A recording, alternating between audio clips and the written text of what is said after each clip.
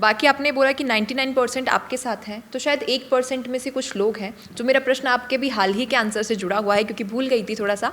हाल ही का मामला है, 16 जनवरी को चतुर्श्रेणी का रिजल्ट आया और कट ऑफ को लेके बहुत ज़्यादा गुस्सा दिखा अभ्यर्थियों में। और उनका कहना है, जैसे आपने कहा कि कुछ लोग काफ़ी समय से प्रयास कर रहे थे लेकिन सिलेक्शन नहीं हो रहा था, उनका अब सिलेक्शन हुआ।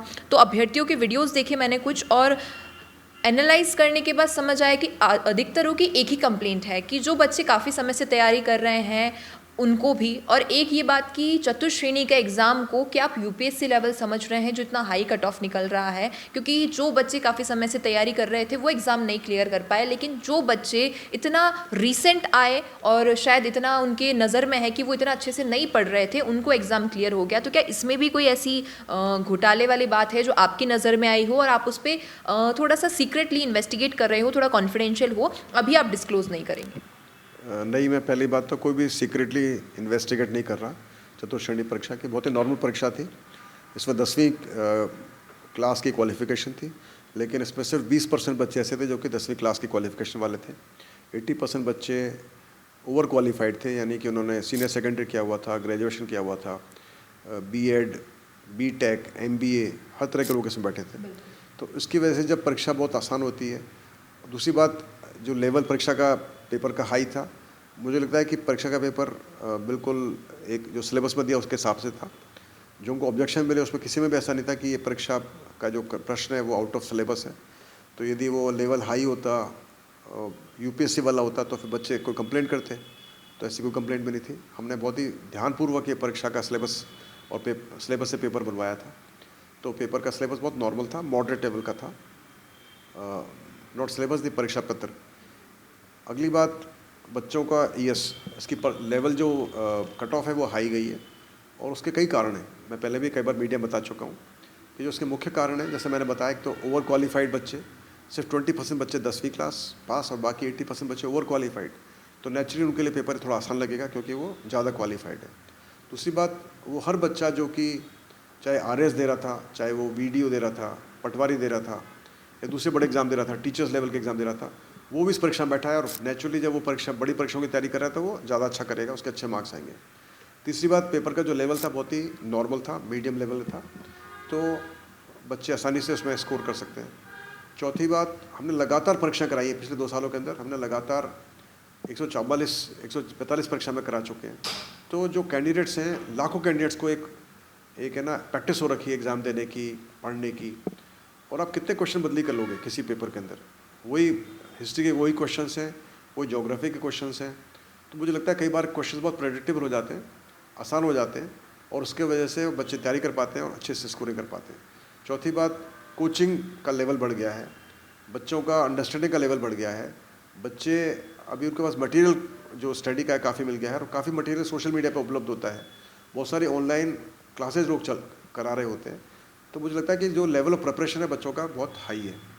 तीसरी बात या छठी बात, इस परीक्षा के अंदर 21 लाख से ऊपर बच्चे परीक्षा में बैठे थे। जब इतनी संख्या में बच्चे बैठेंगे तो जाहिर सी बात है कि बहुत सारे बच्चे बहुत ही सीरियस वाले होंगे जिनका स्कोर बहुत हाई होगा। तो मुझे लगता है सब बातों का मिला जुला मिश्रण था कि जो परीक्षा के अंदर स्कोर गया वो काफ़ी हाई चला गया। और मैं बताना चाहूँगा आपके माध्यम से कि ये जो स्कोर हाई गया, इसका मतलब ये नहीं कि ये बाहर से बच्चे आ गए, ये सब बच्चे वही हैं। हमने इन पूरे बच्चों का रिजल्ट, हर बच्चे का रिजल्ट हमने जारी किया है। 21 लाख बच्चों का रिजल्ट हमने 39,000 पेजेस का 2 PDF बना के हमने सोशल मीडिया पर शेयर किया है। अब हर बच्चे को मालूम है कि मेरिट में कौन पहले स्थान पर है, कौन सा आखिरी स्थान पर है।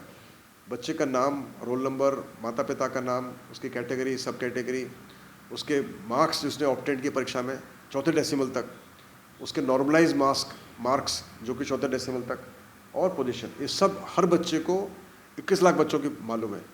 तो मुझे उम्मीद है कि यदि 10-15 हज़ार बच्चे इसमें डमी बैठे हैं, या इसके अंदर कोई फर्जीवाड़ा हुआ है, या इसमें उमर शीट बदली हुई है, कई बच्चों ने बोला इसमें 15-20 हज़ार उमर शीट बदली कर दी है, तो मुझे लगता है कि आप 5-6 नाम तो ढूंढ के बता सकोगे पूरी लिस्ट में से, टॉप में से, कि सभी ये टॉप बच्चे सिलेक्ट हुए हैं। इनमें से ये 5 बच्चे हैं, इनको फर्जी लगते हैं, उनकी जाँच हो सकती है।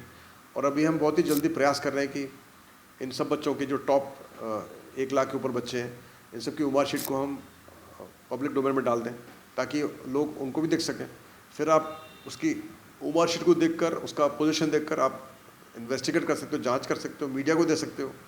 मीडिया उन बच्चों को बुला सकती है, उनके कार्बन कॉपी को देख सकती है। यदि आपको शक हो आप उसकी रिपोर्ट कर सकते हो, एसओजी को बता सकते हो, पुलिस को बता सकते हो, हमको बता सकते हो, तो फिर हम उसकी जांच करा सकते हैं।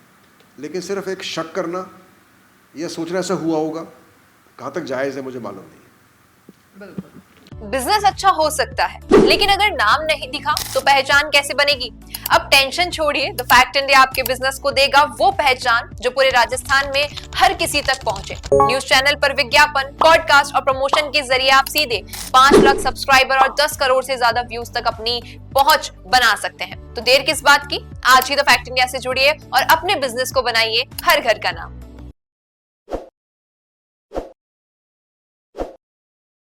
ताज़ा खबरों के लिए विजिट करें द फैक्ट इंडिया की वेबसाइट और डाउनलोड करें द फैक्ट इंडिया ऐप। ताज़ा खबरों के लिए विजिट करें द फैक्ट इंडिया की वेबसाइट और डाउनलोड करें द फैक्ट इंडिया ऐप।